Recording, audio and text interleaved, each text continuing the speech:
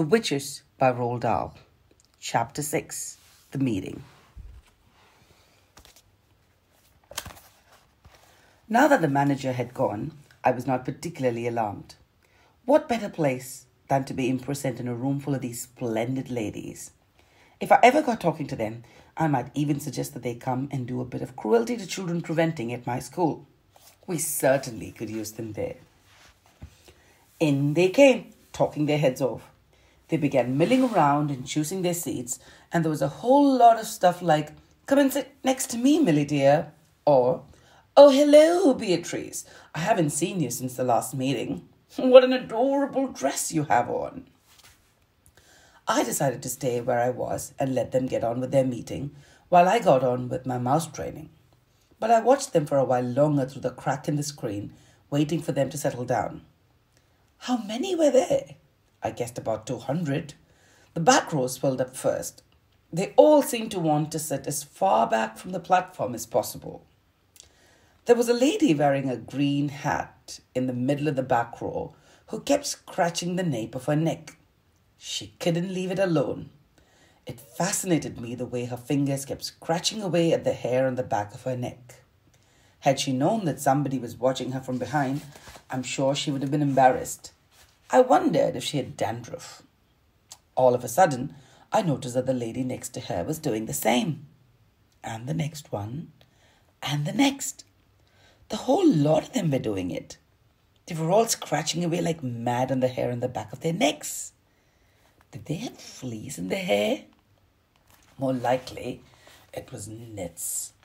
A boy at school called Ashton had had nits in his hair last term, and the matron had made him dip his whole head in turpentine.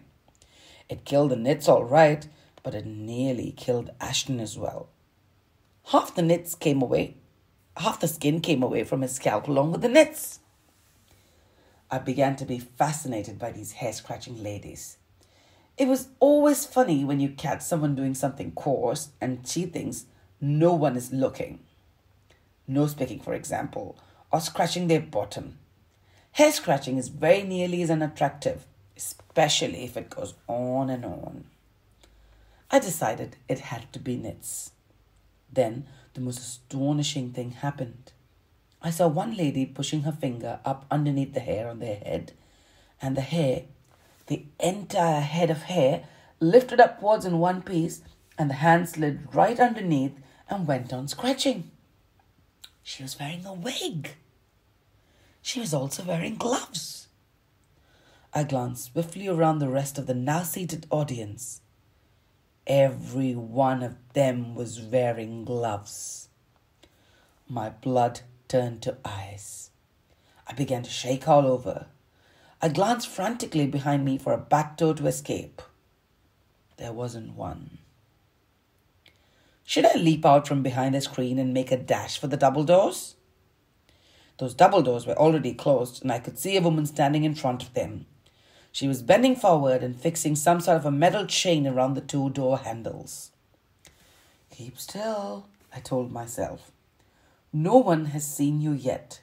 There's no reason in the world why they should come and look behind the screen. But one false move, one cough, one sneeze, one nose blow, one little sound of any sort, and it won't be just one witch that gets you. It'll be all 200 of them." At that point, I think I fainted. The whole thing was altogether too much for a small boy to cope with.